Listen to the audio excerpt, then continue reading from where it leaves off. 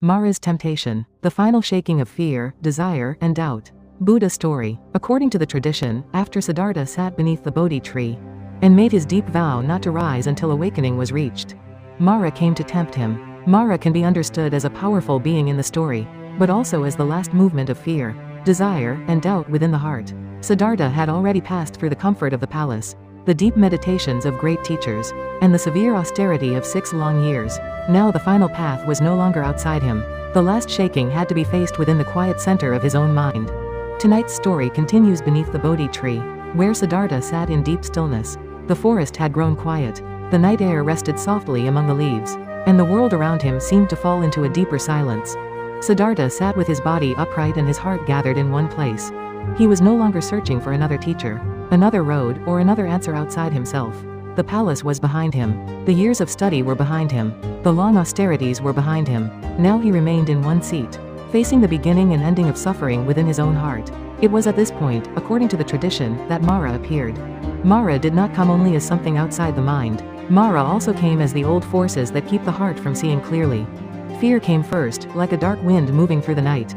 It whispered that this path might be wrong, that Siddhartha might fail, that sitting alone beneath the tree might lead only to emptiness and loss. Fear often makes the future seem larger and darker than it is. It takes what has not yet happened and makes it feel as if it is already here. But Siddhartha did not follow fear. He did not fight it with anger, and he did not run from it. He simply saw it arise. He saw how fear moved through the mind, how it tried to create images of danger, loneliness, and failure. He watched it without becoming it. In that quiet seeing, fear could not rule him. It came like a shadow, but it found no place to stay. When fear could not move him, desire came closer. The tradition tells that Mara tried to tempt Siddhartha with beautiful forms and sweet promises. But desire is not only the wish for beauty or pleasure. It is also the longing to be praised, to be safe, to be loved, to be important, and to return to an easier road. It can appear with a gentle face and say, "You have done enough. You do not need to sit here any longer. You can return to comfort. You can choose a softer path." Siddhartha knew this voice well. He had already lived inside comfort. He had seen the beauty of the palace, the softness of royal life, and the sweetness of being protected from sorrow. Yet he had also seen that comfort alone could not free the heart. Pleasure could cover suffering for a while, but it could not end aging, sickness, death, and grief. So when desire rose before him, Siddhartha did not hate it, but he did not follow it either. He watched desire as it moved. He saw how it promised rest, how it painted old pleasures in warm colors, and how it tried to make the present moment feel too hard to bear. He saw that if the mind grasped desire, it would be bound again. And if the mind fought desire with hatred, it would still be caught in struggle. So he remained still. He allowed the movement to be seen clearly. Without a hand to hold it, desire slowly lost its power. Then came doubt. Doubt was quieter than fear and more hidden than desire. It did not always arrive with a storm. Sometimes it came like a small voice inside the heart, asking questions that felt sharp and heavy. Can you really do this? Are you worthy of awakening? Was your whole journey a mistake? Did you leave everything for nothing? Who are you to sit here and seek the end of suffering?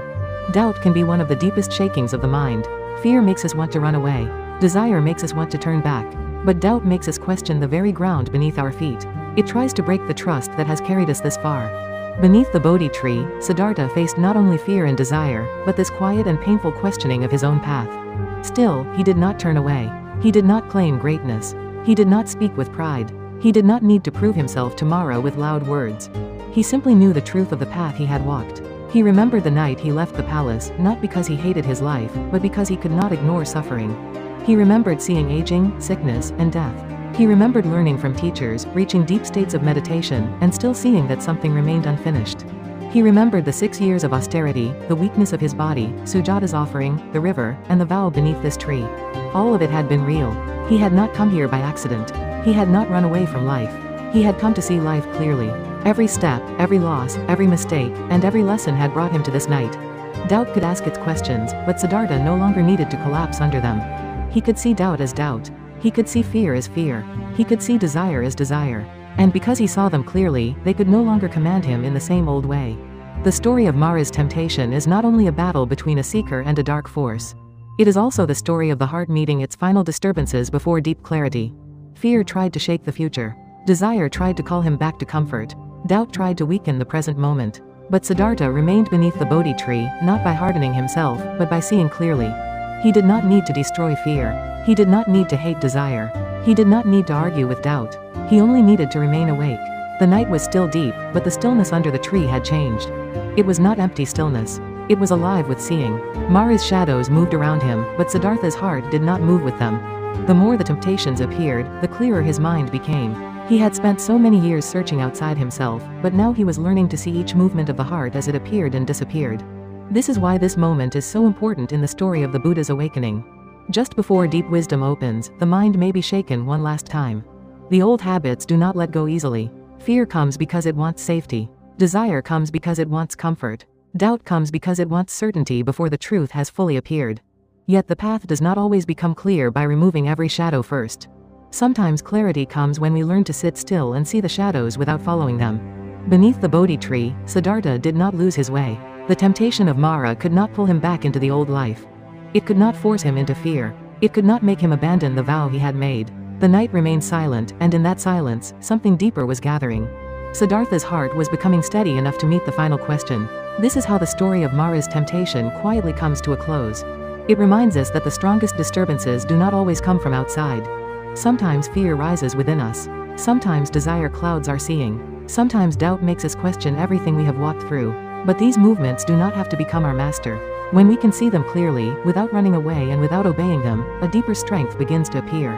There are nights in our own lives when fear, desire, and doubt seem to gather all at once. We may feel pulled toward the past, frightened by the future, and unsure of the path beneath our feet. In those moments, the story of Siddhartha beneath the Bodhi tree gently reminds us to remain still, to see clearly, and to not abandon the quiet truth we have come to know. May we learn to meet our own inner Mara with patience, wisdom, and a peaceful heart. If this story remained quietly in your heart, please subscribe and like to join me. In the next story, Siddhartha calls the earth as his witness. Before the final shaking, he quietly shows that the path he has walked is real. I will share the story of that moment of witness and stillness in the next story.